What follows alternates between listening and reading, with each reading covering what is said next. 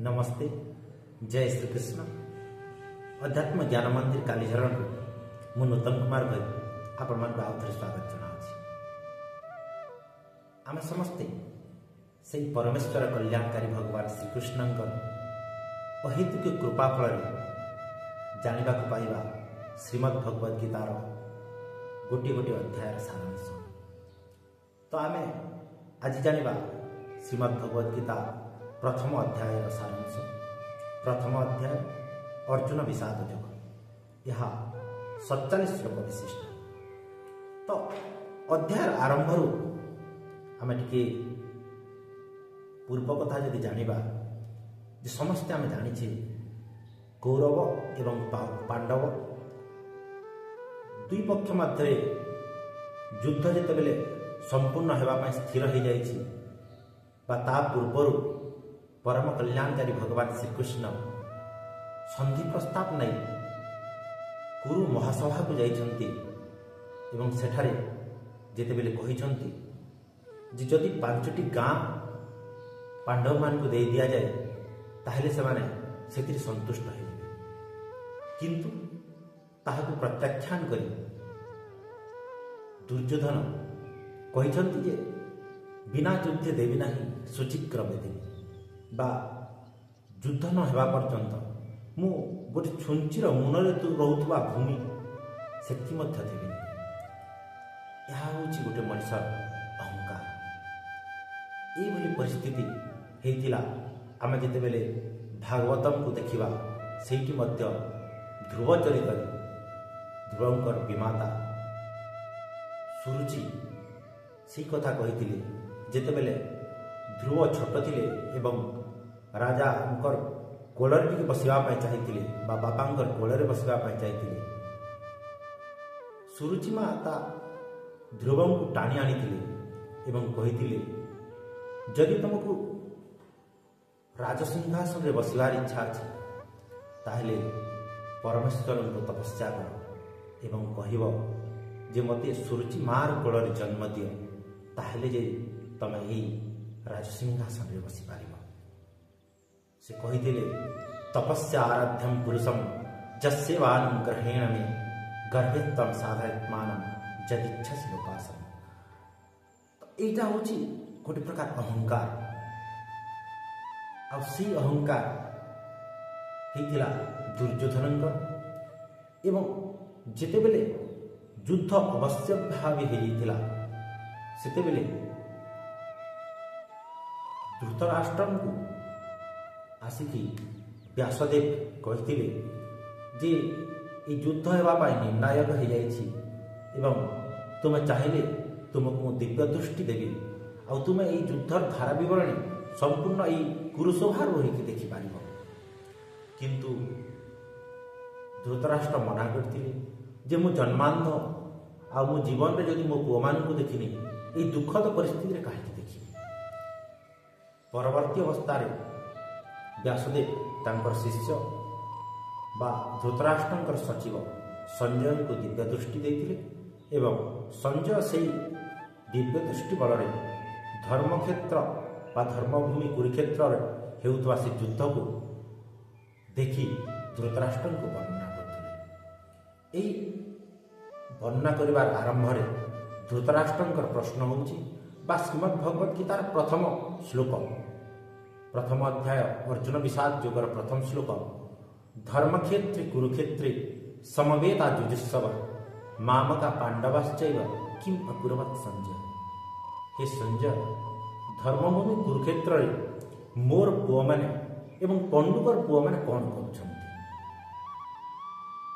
धृतराष्ट्र एठी जो मामका शब्द व्यवहार कले बा मोर पुओ माने एवं पंडुकर पुओ माने ये जो भावना सृष्टि करे यहीटा होछि गोटे संकीर्ण मना मनुष्यर लक्षण।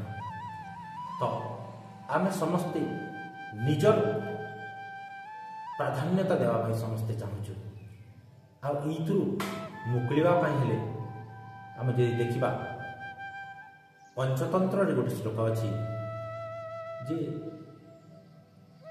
साधारण मनुष्य बा संकीर्ण मना मनुष्य माने मोर निजर भाव प्रतिष्ठा करिथांती କିନ୍ତୁ ଯେଉଁମାନେ ଉଦାର ଚରିତ୍ର ସେମାନେ ଭାବନ୍ତି ଯେ ଆମେ ସମସ୍ତେ ପରମ କଲ୍ୟାଣକାରୀ ଭଗବାନ ଶ୍ରୀକୃଷ୍ଣ ବା ବାସୁଦେବଙ୍କର କୁଟୁମ୍ବୀ ଏବଂ ଆମେ ସମସ୍ତେ ଭାଇ ଭାଇ। ସେଥିପାଇଁ ସେ କହନ୍ତି ଅୟମ ନିଜ ପରବେତ୍ତି ଗଣାନାମ ଲଘୁଚିତସାମ ଉଦାର ଚରିତାନାମ ତୁ ବସୁଦେବ କୁଟୁମ୍ବକ। ତ ସେଇ ଭାବନା ଯଦି ଆମ ପାଖରେ ହେବ ଆମେ ସମସ୍ତେ ଭାଇଚାରାରେ ରହିକି ସଂସାର ସୁନ୍ଦର ରହିପାରିବା। ତ ଯେହେତୁ ଧୃତରାଷ୍ଟ୍ରଙ୍କର ପ୍ରଶ୍ନ ଆସିଛି ଏବଂ ସଞ୍ଜୟ ଉତ୍ତର ଦେଉଛନ୍ତି, ଆଉ ଶ୍ରୀମଦ୍ ଭଗବତ ଗୀତାର ପ୍ରଥମ ଅଧ୍ୟାୟ ଅର୍ଜୁନ ବିଷାଦ ଯୋଗର ପ୍ରଥମରୁ ସେ ଏଇ ପାଣ୍ଡବମାନଙ୍କର ଏବଂ କୌରବମାନଙ୍କର ସୈନ୍ୟମାନଙ୍କର ବିବରଣୀ ଦେଉଛନ୍ତି ଏବଂ ସୈନ୍ୟମାନଙ୍କର ବଳ ପରାକ୍ରମ କଥା ବର୍ଣ୍ଣନା କରୁଛନ୍ତି। ପରେ ପରେ ଆସୁଛି ସେଇ ପାଣ୍ଡବମାନଙ୍କର ଯେଉଁ ଶଙ୍ଖବାଦନର କଥା, ସେଥିରେ ପରମେଶ୍ୱର ଭଗବାନ ଶ୍ରୀକୃଷ୍ଣ 5 ଜନ ଶଙ୍ଖ ଧରିଛନ୍ତି ଆଉ ପଞ୍ଚ ପାଣ୍ଡବ ମଧ୍ୟ ଶଙ୍ଖ ବାଦନ କରୁଛନ୍ତି ଏବଂ ପରବର୍ତ୍ତୀ ଅବସ୍ଥାରେ ଏହି ଉତ୍ସାହର ସହିତ ଯେତେବେଳେ ଅର୍ଜୁନ ରଣକ୍ଷେତ୍ରରେ ଭଗବାନଙ୍କ ସହିତ ଅଛନ୍ତି ଆଉ କହୁଛନ୍ତି ଯେ ମୋର ରଥକୁ ଦୁଇ ସେନାଙ୍କର ମଧ୍ୟକୁ ନେଇ ଯାଆନ୍ତୁ, ମୁଁ ଦେଖିବି କେଉଁମାନଙ୍କ ସହିତ ମୋତେ ଯୁଦ୍ଧ କରିବାକୁ ପଡ଼ିବ। ଅଥ ବ୍ୟବସ୍ଥିତାନ୍ ଦୃଷ୍ଟା ଧାର୍ତ୍ତରାଷ୍ଟ୍ରନ୍ କପିତ୍ଥୟ ପ୍ରଭୃତି ଶସ୍ତ୍ର ସମ୍ବତେ ଧନୁରାତ୍ୟମ ପାଣ୍ଡବ ହୃଷିକେଶଂ ତଦାବାକ୍ୟମ ନିଦମାହ ମହିପତେ ସେନୟୋରୁଭୟ ମଧ୍ୟ ସ୍ଥାପୟିତ୍ୱା ରଥୋତ୍ତମ।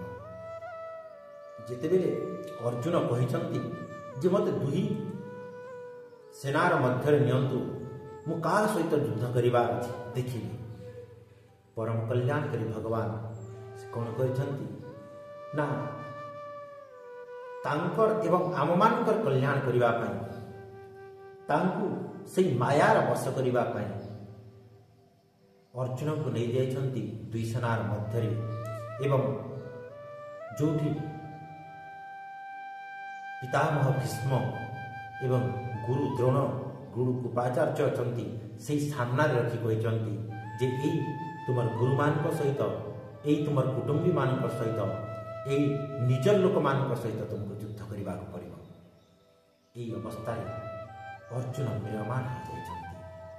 ସେ ଯେତେବେଳେ ପରମେଶ୍ୱର ଭଗବାନ ଶ୍ରୀକୃଷ୍ଣ କହିଛନ୍ତି ଯେ ତୁମର ନିଜ ଲୋକ ସହିତ ଯୁଦ୍ଧ କରିବାକୁ ପଡ଼ିବ, ସେ ସମ୍ପୂର୍ଣ୍ଣ ନିଜକୁ ଅସ୍ୱସ୍ତି ଅନୁଭବ କରିଛନ୍ତି ଏବଂ ସେ କହୁଛନ୍ତି ଯେ ଏଇ ମୋର କୁଟୁମ୍ବମାନଙ୍କୁ ଦେଖିଲା ପରେ ମୋର ଦେହ ଶିଥିଳ ହୋଇଯାଉଛି, ମୋର ଚର୍ମରେ ପୋଡ଼ିଲା ପରି ଲାଗୁଛି, ମୋ ଚୁଟି ଗୁଡ଼ାକ ଟାଙ୍କୁରି ଯାଉଛି, ମୋ ମନ ବିଚଳିତ ହୋଇଯାଉଛି ଏବଂ ମୋ ହାତରୁ ଧନୁ ଖସି ଯାଉଛି, ମୁଁ ଯୁଦ୍ଧ କରିପାରିବା ଅବସ୍ଥାରେ ନାହିଁ।